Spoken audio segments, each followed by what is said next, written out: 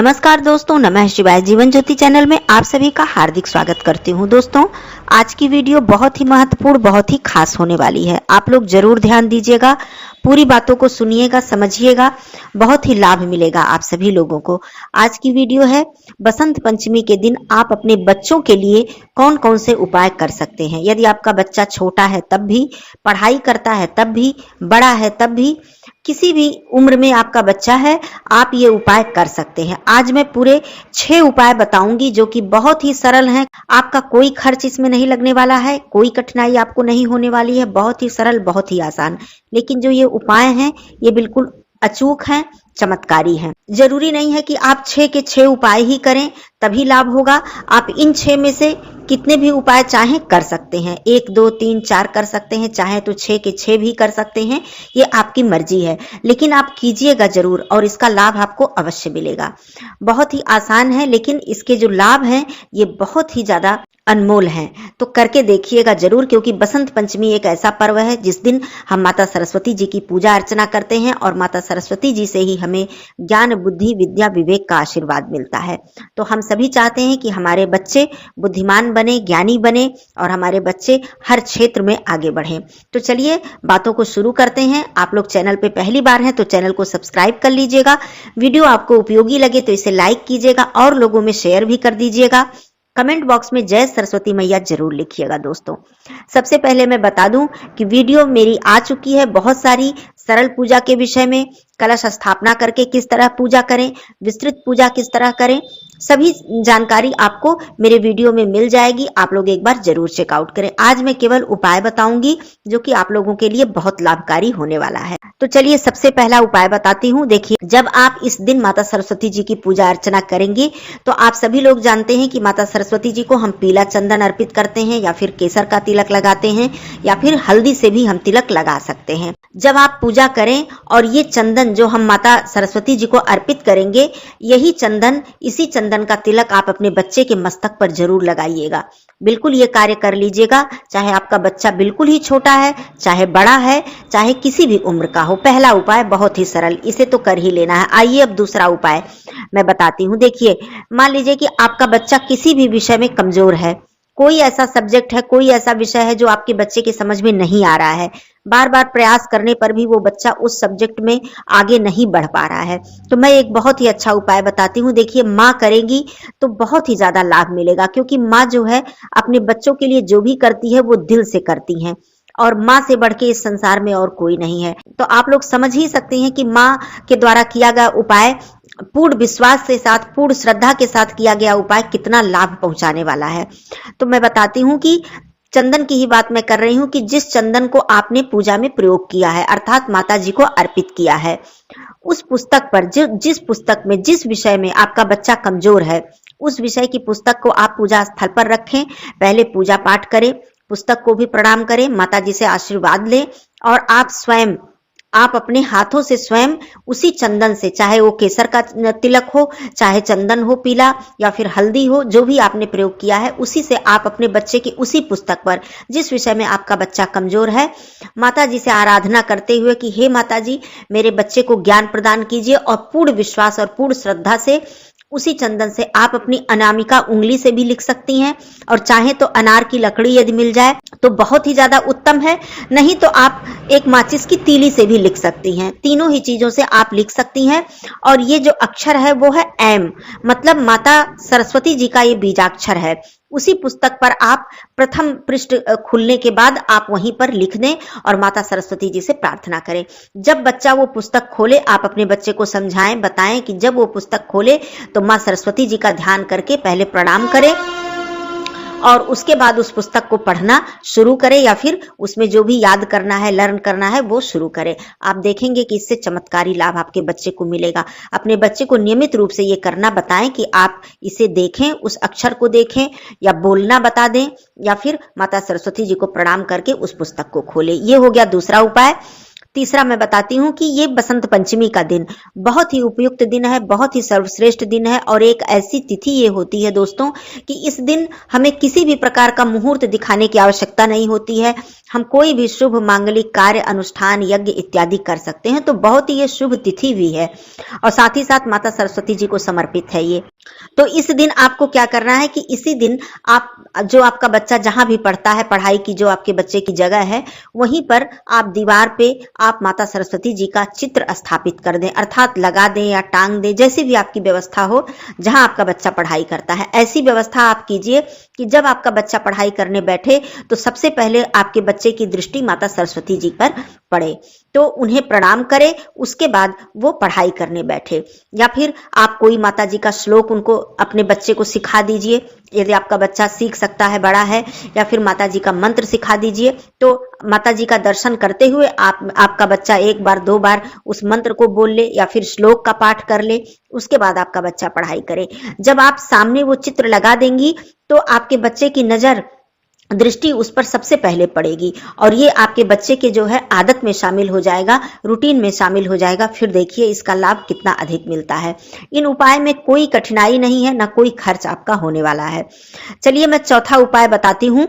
आप अपने बच्चे से इसी दिन, बसंत पंचमी के दिन, खास करके ये उपाय उन बच्चों के लिए बहुत ही कारगर होगा जिन बच्चों ने अभी पढ़ाई शुरू नहीं की है और करने वाले हैं, मतलब आप उनका एडमिशन कराने वाले हैं, अभी आपका बच्चा स्कूल नहीं जा रहा है। बहुत ही कारगर है। वैसे आप हर बच्चे से करा सकती हैं, ऐसी बात नहीं है। तो ये क्या उपाय है कि आप एक नई कॉपी ले लें, नई पेंसिल ले लें, नई है, वो प्रयोग न किया हुआ हो, आप ले लें और स्थल पर उसे रखें। सबसे पहले थोड़ा सा चंदन लगा दें, थोड़ा सा तिलक कर दें, प्रणाम कर लें। जैसे हम पूजा करते हैं माता जी की, उसी प्रकार से उस पुस्तक और पेंसिल की आप पूजा कर लें। उसके बाद जब आप अपनी पूजा समाप्त कर लें, तब आप अपने बच्चे से, अपने बच्चे को भी पास में बिठाएं। चाहे आपका बच्चा छोटा है थोड़ा, आप उंगली पकड़ के, उसका हाथ पकड़ के आपको लिखवाना पड़े, तब भी आप कर सकती हैं। बहुत छोटा बच्चा जो बिल्कुल गोद में है, उनसे नहीं ये उपाय कराया जा सकता है, लेकिन जो बच्चा पेंसिल पकड़ सकता है, उस बच्चे से कराया जा सकता है, भले ही आपका बच्चा भी स्कूल नहीं जा रहा है। तो आप अपने बच्चे का हाथ पकड़ के कराएं यदि आपका बच्चा छोटा है, और उसी बच्चे से आप उसी नई पेंसिल से और नई कॉपी पर पहला अक्षर, पहले पृष्ठ पर आप जो माता सरस्वती जी का बीज मंत्र है ऐम, जो कि मैंने बताया है, इसी को आप पहले लिखवा दें और अपने बच्चे से बुलवाएं और बताएं कि ये माता सरस्वती जी का मंत्र है। आप माता सरस्वती जी को प्रणाम कीजिए और प्रणाम करवाएं, उनसे आशीर्वाद आप दिलवाएं और पहला अक्षर आप अपने बच्चे से लिखवाएं। उसके बाद उस कॉपी को आपका बच्चा प्रयोग करे। आप देखिए इससे कितना ज्यादा लाभ आपके बच्चे को मिलने वाला है। दोस्तों, बहुत ही छोटे छोटे सरल उपाय हैं, लेकिन ये लाभ इतना ज्यादा आपको पहुंचाने वाले हैं यदि आप पूर्ण श्रद्धा और विश्वास के साथ करते हैं, क्योंकि हर माता पिता चाहता है कि हमारे बच्चे का कल्याण हो, सर्वांगीण विकास हो आपके बच्चे का। तो ये आप करके देखिएगा। अब मैं पांचवा उपाय बताती हूँ, ये भी बिल्कुल सरल है, कोई भी इसमें खर्च आपका नहीं होने वाला है। एक पीला कपड़ा, छोटा सा, जैसे रुमाल हम लोग इस्तेमाल करते हैं, रुमाल से भी छोटा हो तब भी चलेगा, नया वस्त्र हो, पीला वस्त्र हो, थोड़ा सा आप ले लीजिए, कोई बहुत ज्यादा बड़ा लेने की जरूरत नहीं है, बहुत छोटा सा। जब आप माता सरस्वती जी की पूजा उस दिन करेंगी, बसंत पंचमी के दिन, तो उसे स्वच्छ करके थोड़ा सा गंगा जल इत्यादि छिड़क कर और वही माता जी के चरणों में आप उस कपड़े को रख दीजिए, उस पीले कपड़े को, और उसी पे थोड़ा सा चंदन इत्यादि आप लगा दीजिए, पुष्प चढ़ा दीजिए, जैसे कि हम पूजन अर्चन करते हैं, धूप दीप दिखा दीजिए और वहीं पर उस वस्त्र को, उस कपड़े को रहने दीजिए। पूजन अर्चन आप कर लीजिए, दिन में आप रहने दीजिए, संध्या के समय आप उसे हटा सकते हैं या फिर अगले दिन भी हटा सकती हैं। उसको आपको करना क्या है, उस वस्त्र को, उस कपड़े को, छोटे से ही कपड़े को आप अपने बच्चे के बैग में उसको डाल दें। ऐसे स्थान पर डाल दें कि आपका बच्चा निकाल कर उसे फेंके ना। यदि बहुत छोटा है तो आप समझा दें, अगर थोड़ा बड़ा है तो वो समझदार है आपका बच्चा, आप बता देंगी तब भी वो समझ जाएगा। उस पीले कपड़े को छोटा सा ही होना चाहिए कि आपके बच्चे को उससे कोई परेशानी ना हो। आप अपने बच्चे के बैग के किसी भी पॉकेट में, बैग में बहुत सारे पॉकेट होते हैं, आप रख सकते हैं। अंदर भी बैग में पॉकेट है, रहता है बच्चों के बैग में, तो उसके अंदर भी आप रख सकते हैं, उसको वहीं रहने दें। ये माता सरस्वती जी का साक्षात आशीर्वाद है। और ये जो पीला वस्त्र है दोस्तों, ये बृहस्पति का कारक होता है, ज्ञान का कारक होता है। तो पीला वस्त्र वैसे भी भगवान बृहस्पति जी की कृपा मिलती है, और इस दिन जब आप ये कार्य करेंगी, बसंत पंचमी के दिन, और माता सरस्वती जी के चरणों से आशीर्वाद लेके आप करेंगी, तो देखिए इसका कितना लाभ, कितना असर पहुंचेगा आपके बच्चे पर। ये कर लीजिएगा। बहुत ही छोटा सा उपाय है।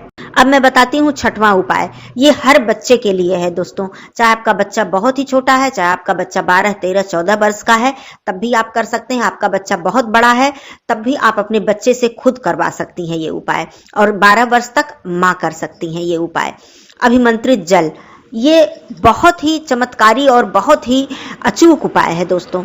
बसंत पंचमी से ही इस महत्वपूर्ण कार्य को आप शुरू कर दीजिए। आपको नियमित करना है, लेकिन शुरुआत आप बसंत पंचमी से करेंगी तो इसका बहुत ही ज्यादा असर आपको मिलेगा, बहुत ही ज्यादा लाभ आपको मिलने वाला है। इससे करना क्या है आपको, बहुत छोटा सा उपाय। एक छोटे से पात्र में आप जल ले लें। यदि आपका बच्चा जल अभी नहीं पी रहा है, बहुत छोटा है, तो आप दूध भी ले सकती हैं। बहुत थोड़ा सा लीजिए, कोई बहुत ज्यादा नहीं लेना है कि वो इधर उधर आपको फेंकना पड़े। इतना लेना है कि एक बार में आपका बच्चा उसे पी ले, और उस पात्र में आप जल ले लें। आप पूजा स्थल पर बैठे, पूजा विधि मैंने बताई है वीडियो में, संपूर्ण पूजा आप कर लें।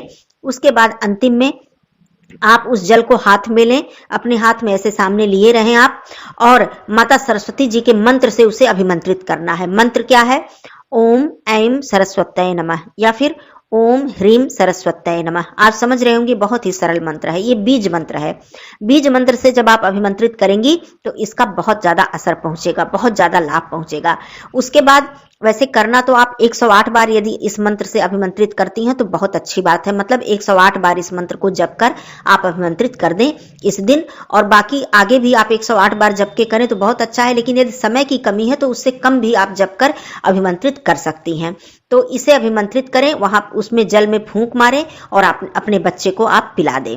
दूध है तो दूध भी आप अपने नवजात बच्चा है आपका, छोटा है, तो उसे पिला दें। एक बार में पिला दें, उस जल को इधर उधर ना फेंकें कि बच जाए तो इधर उधर फेंकना पड़े, इसीलिए मैंने बताया कि बहुत थोड़ा सा ले।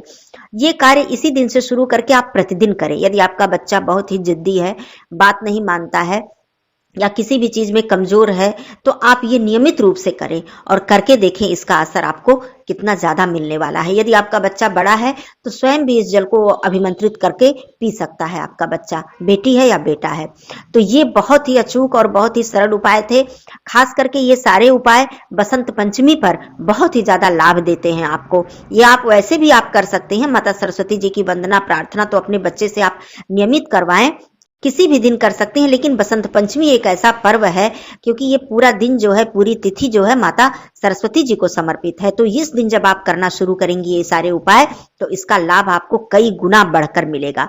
और एक बात मैं बता देती हूँ, उपाय नहीं कहूंगी, ये नियमित रूप से आपको करना ही चाहिए। हर माता पिता के लिए मैं बताना चाहती हूँ कि अपने बच्चे को आप बचपन से ही, जैसे हम अपने बच्चे को राइम सिखाते हैं, पोयम सिखाते हैं, कितना ज्यादा प्रयास करते हैं कि हमारा बच्चा पूरी बुक पढ़े, इंग्लिश में कितना ज्यादा पारंगत हो जाए, लेकिन एक चीज आप अपने बच्चे को सिखाना भूल जाते हैं, जो है मंत्र। मंत्र की शक्ति आपके बच्चे को कहां से कहां पहुंचा सकती है दोस्तों। तो आज मैं बसंत पंचमी पर यह निवेदन करना चाहती हूँ सभी माता पिता से कि आप अपने बच्चे को पढ़ाई करवाएं, हर क्षेत्र में आगे बढ़ाएं, लेकिन इसके साथ साथ आप अपने बच्चे को दो चीज जरूर सिखाएं। एक तो माता सरस्वती जी के मंत्र का जप करना। कोई जरूरी नहीं है कि आपका बच्चा पूजा स्थल पर बैठे और बैठ के माला लेकर मंत्र का जप करे, बिल्कुल नहीं।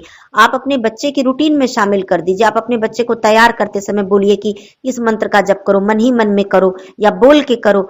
ऐसे नियमित रूप से चलते फिरते आपका बच्चा करे। माता सरस्वती जी के मंत्रों का जप करना आप अपने बच्चे के रूटीन में शामिल कीजिए। जैसे आपका बच्चा पोयम कहता है, राइम्स सीखता है और उसे रटता रहता है, बोलता रहता है, आपका छोटा सा भी बच्चा तो कविताएं जो है वो पढ़ता रहता है, बोलता रहता है, उसी तरह मंत्रों को भी आपके बच्चों को जरूर सिखाना चाहिए। आप गणेश भगवान जी का मंत्र या माता सरस्वती जी का मंत्र आप अपने बच्चे को नियमित रूप से सिखाएं और बोलना सिखाएं। जब आपका बच्चा पढ़ने बैठ रहा है, होमवर्क करने आप बैठ रहा है, आप साथ में बैठ रही हैं, तो सबसे पहले पुस्तक खोलने से पहले आप बोलें कि माता सरस्वती जी का मंत्र आप बोलो। बच्चा आपका बोलेगा, धीरे धीरे उसकी आदत में ये चीज शामिल हो जाएगी। और माता सरस्वती जी का मंत्र 2 बार 5 बार वो बोलकर तब अपनी पुस्तक को खोले, तब अपनी पढ़ाई को शुरू करे। आप देखिए कितना लाभ मिलेगा।